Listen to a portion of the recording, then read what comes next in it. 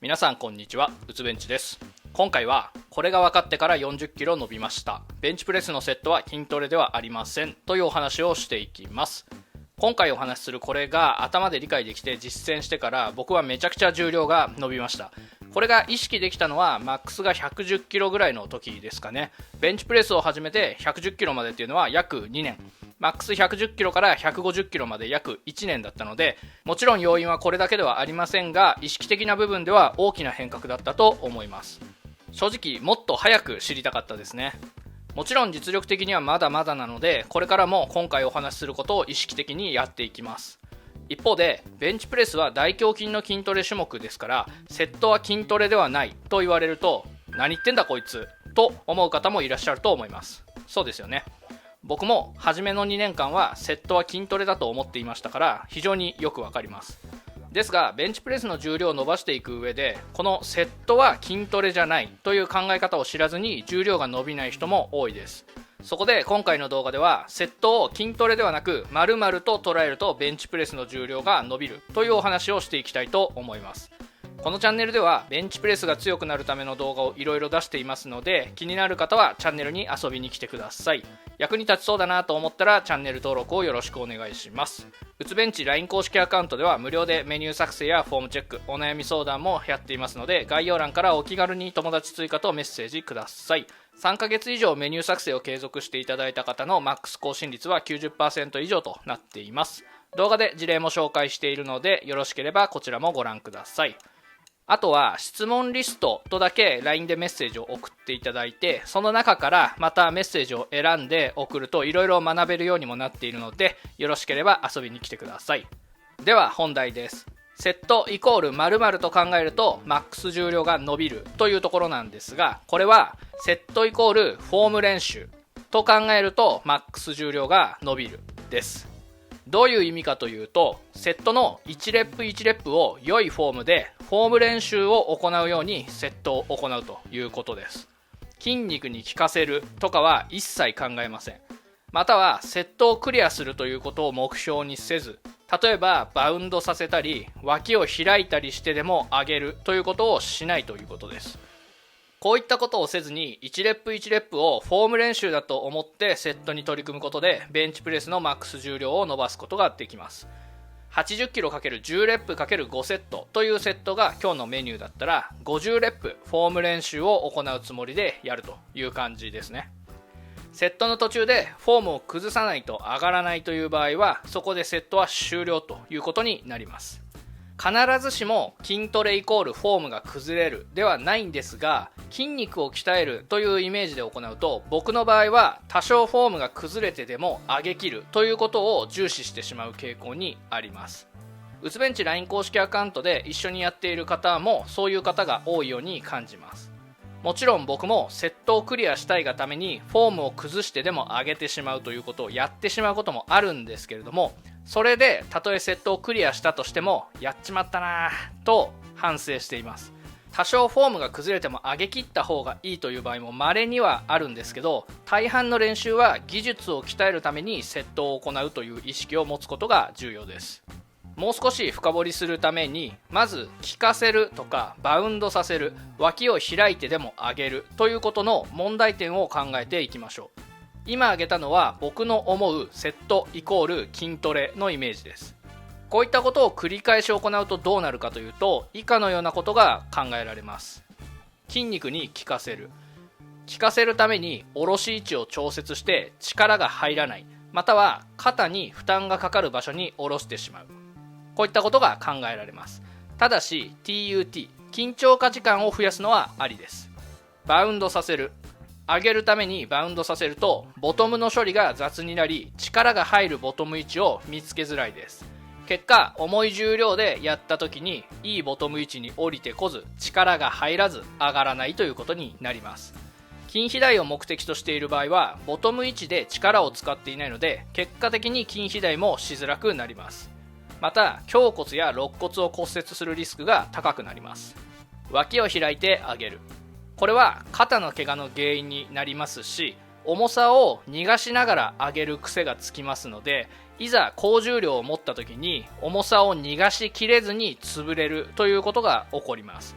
こういった行動の反復運動によって悪いフォームが癖になって染みついてしまいます。結果的には重量が伸びないということになります。これを僕は負の反復練習というふうに呼んでいて、こちらの動画でもお話をしています。こういったことを防ぐためにセットイコールフォーム練習というふうに考えることが重要ですが、ここまで聞いていただいて、俺は筋肥大を目的としているから重量を上げることが目的じゃなくて筋肉を鍛えることが目的なんだとおっしゃる方もいるかもしれません。 SNS などではこういう発信というのも多く見られます。確かにその通りで、ベンチプレッサーはベンチプレスの重量を上げるのが目的で、その手段として筋肥大をします。ボディメイクの場合は逆で、筋肥大を目的としてその手段としてベンチプレスをします。どちら側から見ても手段が目的化するっていうのは良くないことかもしれません。ですが筋トレをしているのに、追い込んでいるのに、効かせているのに重量が伸びず、結果的に筋肥大も芳しくないという方が一定数います。そしてその主な原因というのは重量が軽すぎるということだろうと思います。結局はボディービルダーだろうとベンチプレッサーだろうと、目的と手段が逆でもやっていることは同じだと思っていて、超上級者を除いて筋肥大イコール重量アップだと僕は考えています。重量の伸びしろが大きい初心者から中級者の方は、まずは重量を伸ばしていくということが重要です。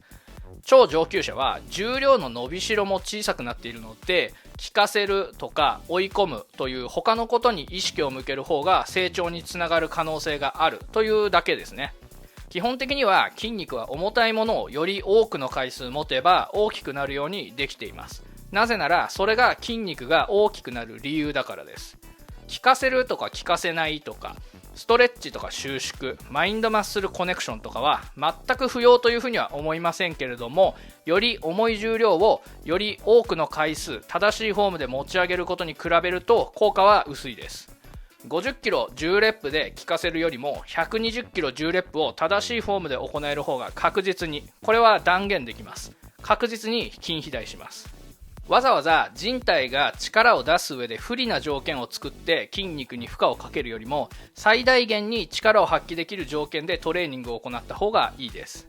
最大限に力を発揮することで骨の強化やホルモンの分泌、脳からの信号の強さなどの筋肥大、筋力向上に間接的な効果をもたらすものも刺激することができます。逆に言うと、重たい重量でフォームが崩れないように追い込める人というのは筋トレがめちゃくちゃうまいということになりますね。120キロで10レップ正しいフォームでできる人っていうのは基本的に大胸筋はでかくなってるはずです。ベンチ180キロ上がる人の大胸筋がペラッペラなんてことは聞いたことがありません。逆にそれができるならものすごいベンチプレスの技術があると思います。ベンチプレッサーになるべきです。結局はボディービルダーでもベンチプレッサーでも目的は違ってもやることは同じなんですよね。2回目ですけど、効かせるために重量を落とすというのはそもそも扱っている重量の絶対値が大きい人がやることだということは理解しておいた方がいいと思います。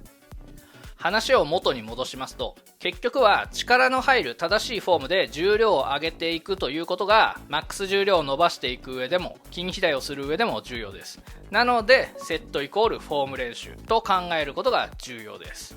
これによって良いフォームが定着し、重量を上げるための技術が育っていきます。これを良い反復練習と呼びます。フォームを崩さないので怪我もしづらいです。技術が育ってくると重量が上がるようになっていって、フォーム練習だと思っていたとしても扱っている重量が大きくなってくれば勝手に筋肥大します。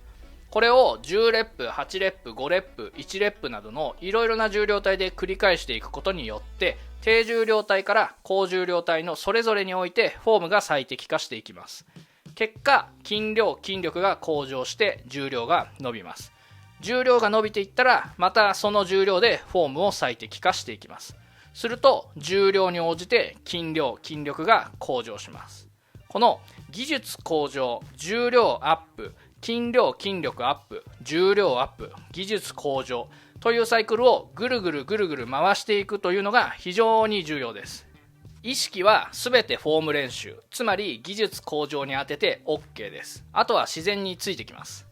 なので繰り返しになりますが、セットは筋トレと考えるのではなくフォーム練習という考えでやっていきましょう。今回は以上です。このチャンネルではベンチプレスが強くなるための動画をいろいろと出していますので、気になる方はチャンネルに遊びに来てください。役に立ちそうだなと思ったらチャンネル登録をよろしくお願いします。うつベンチ LINE 公式アカウントでは無料でメニュー作成やフォームチェック、お悩み相談もやっていますので、概要欄からお気軽に友達追加とメッセージください。